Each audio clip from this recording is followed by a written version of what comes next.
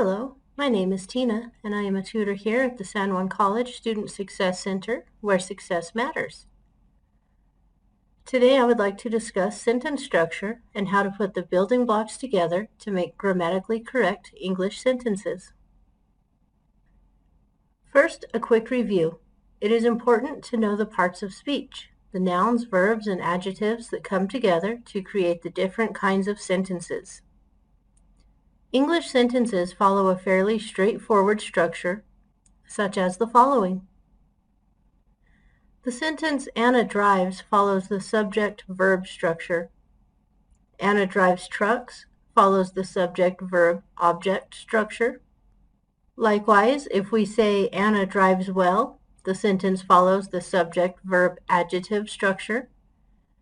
And if we say Anna drives slowly, we are following the subject-verb-adverb structure. Most sentences are based on this simple structure, so if you'd like to learn more, you can check out the links in the description of this video. The parts of speech form phrases. A phrase is basically a dependent clause. There's no subject and no predicate, but it expresses a simple idea.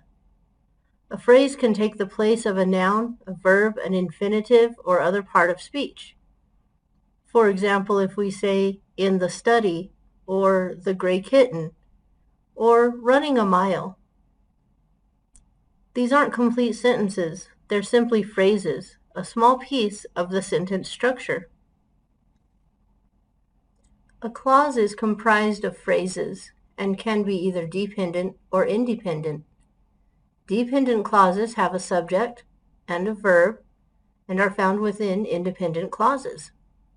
A dependent clause makes no real sense on its own, but it expresses a basic idea, such as when I was 5. An independent clause is a complete idea and stands alone. For example, Jan swims. So a simple sentence then is just an independent clause. It has a subject, a predicate, and contains a complete thought. For example, this is a simple sentence is a simple sentence. A compound sentence is composed of two independent clauses. Each clause is separated either by a semicolon or a comma and a conjunction. So we have an independent clause, semicolon, independent clause, or independent clause, comma, conjunction, independent clause. The most common coordinating conjunctions for forming compound sentences are for, and, nor, but, or, yet, and so. These common coordinating conjunctions can be remembered with the acronym FANBOYS. A complex sentence is one independent clause plus one dependent clause, and there are three structures to put these sentences together. You can start with a subordinate conjunction and a dependent clause, followed by a comma and the independent clause. Or you can start with an independent clause and connect the dependent clause with a subordinate conjunction. Or again, start with a subordinate conjunction, add a dependent clause, a comma, and an independent clause, followed by another subordinate conjunction and a dependent clause. For example, the sentence, if the dog eats Mr. Red's chili, he will get an attack of flatulence, follows this first structure, conjunction, dependent clause, independent clause. The sentence, morale has improved in the country since the government moved the extroverts to the noisy islands, is an example of the second structure, independent clause, conjunction, dependent clause.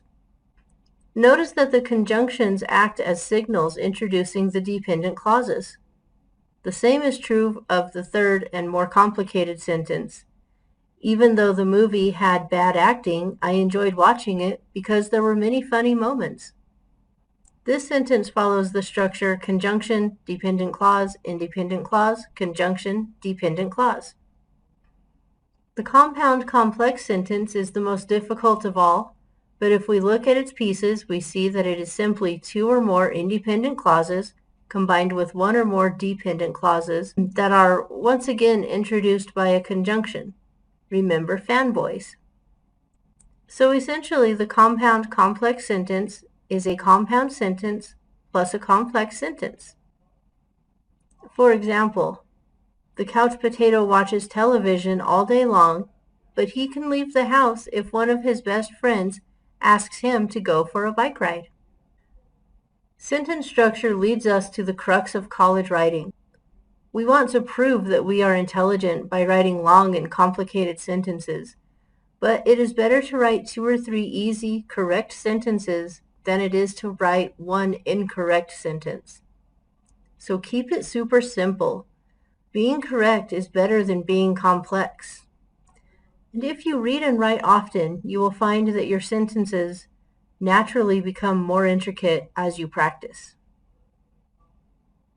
That's all for now, but please subscribe to the San Juan College YouTube channel and be sure to like us on Facebook.